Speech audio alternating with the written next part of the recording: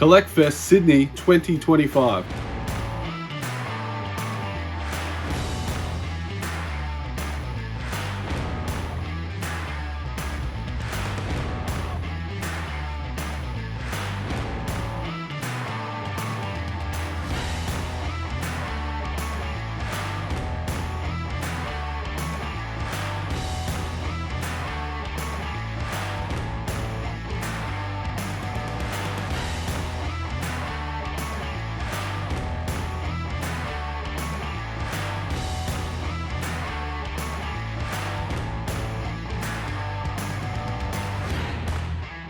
This was the first time CollectFest was in Sydney, and it had been advertised as a place for all collectibles under one roof. From comics to trading cards, Pokemon, there was sports memorabilia, artwork, there was pinball machines, shoes were there, vintage toys, modern toys, the stuff that I'm looking for the collection. It just had it all. This was even sponsored by eBay and whatnot, and many others.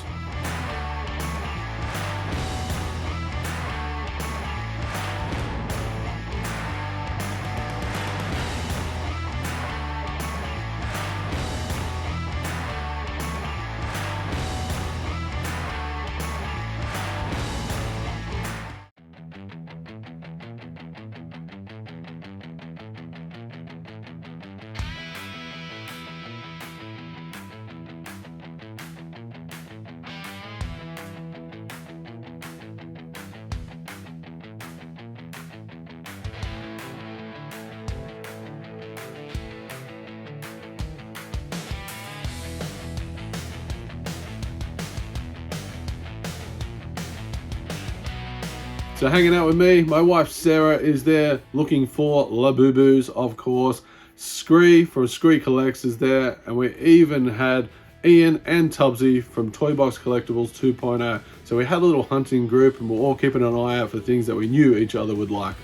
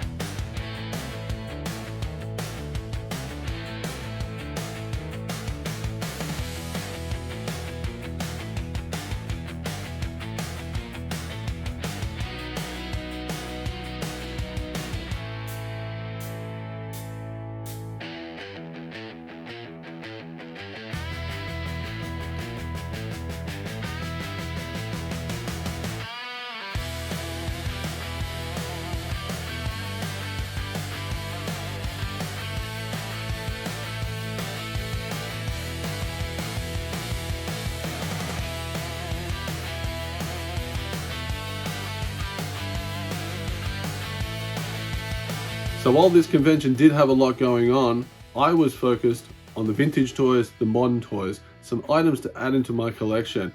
And there was only about 7 different stalls that sold toys that I was looking at. So I do want to give a shout out to Chrissy B. She's been in the community selling toys for quite some time now, and she had a wall of the more, I guess you could say, modern Star Wars from 1995 onwards. I had a good flick through there. She had a lot of other cool vintage items as well.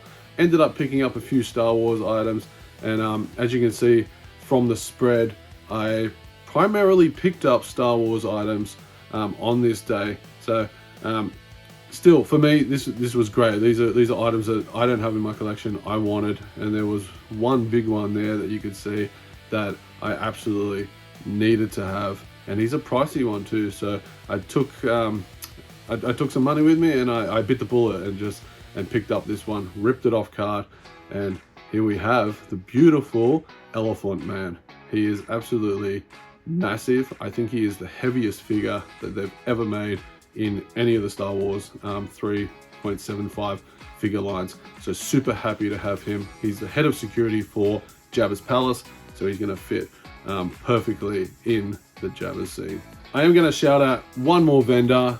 it was a new vendor that I've never seen before. I was having a chat with the gentleman that ran it, and he was an absolute blast. We had a few chats throughout the day and had some good laughs, but I'm talking about Tokyo Toys. And what I liked about this particular vendor was all the items there were Japanese. Every item there was Japanese, but it was vintage toys. It was vintage merchandise from like TMNT to Star Wars to Motu. There was an array there, and you can see in the footage, it wasn't just like great toys. There was also some pretty cool bootlegs. So they've got these Star Wars packs here, which just have complete color mismatches, just cool box sets. I kind of wish now that I just picked one of those bootlegs up and just had it in the collection.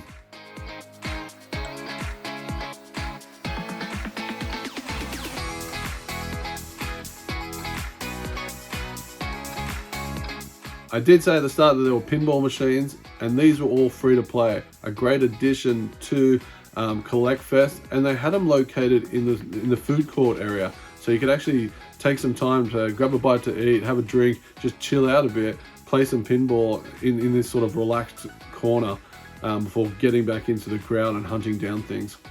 I did say that it is Star Wars that I picked up mostly, and that's probably 90% of what I got. But there were a few other little items that I found. I found one of the 90s corpse figures, Boomerang Billy, and I picked him up. His thumbs are both intact, and the crazy thing is, I've got all the weapons for this guy.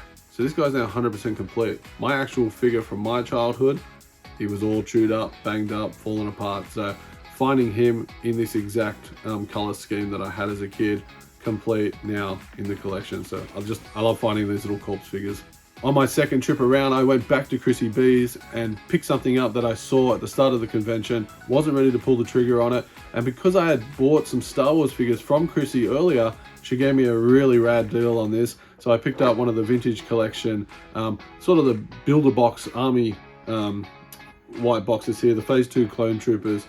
So I don't think this one actually came out in Australia back in the day. That's what I've been told. I sort of did a bit of research on, but yeah, it was nice to get a really cool deal and get these 4 clones into the collection. Being that there was only so many toy booths, I turned my focus to the comic book booths that were there and started asking if they had a few of the issues of comics like Visionaries and Sectars.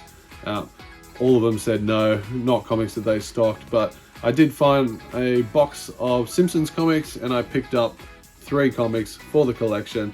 Now, sticker price, he said 50% off, so I decided, all right, I'll just pick up a few of these comics and add to my Simpsons collection. I'm getting pretty close with these. I reckon I've probably got about 30 left to complete that old school 90s, early 2000s run. Having a look through another booth, and my mate Scree goes, hey, there's a Troll Warrior sitting there. This is Thobjob the Trapper from 1992, I think it was. Just double check. Yeah, 1992, applause.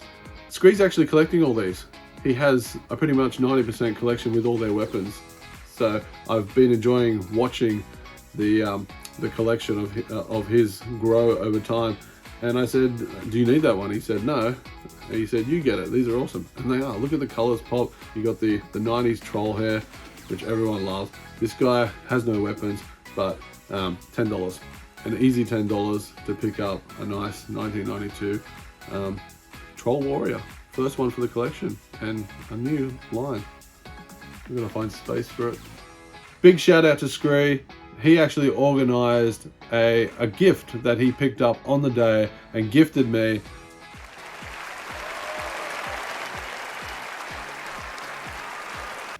He got this acrylic case for the Playmates Gold 5th Anniversary Turtle. He's got one in his collection, I've got one. Ours are both sealed, factory sealed. So we always talked about wanting to protect this particular piece in our collection. So he actually got these custom made, and he gifted it to me. So my gold turtle is all completely safe and sound. So yeah, that's an awesome gift, dude. I really appreciate that. Well, CollectFest was a fun day. It is a 2-day convention. For myself, I only needed 1 day there. Found a few cool items to add into collection. But the big thing is, will CollectFest come back in 2026? as of recording this, I don't think there's any dates up. I do think the convention has massive potential, and I do hope they come back. I would love to go again, see how they can make it bigger and better. But CollectFest as a whole, it was great. It was a good time, and it was fun. It was just in that community space, talking with people, hanging out, having a laugh, and that is what we all love to do.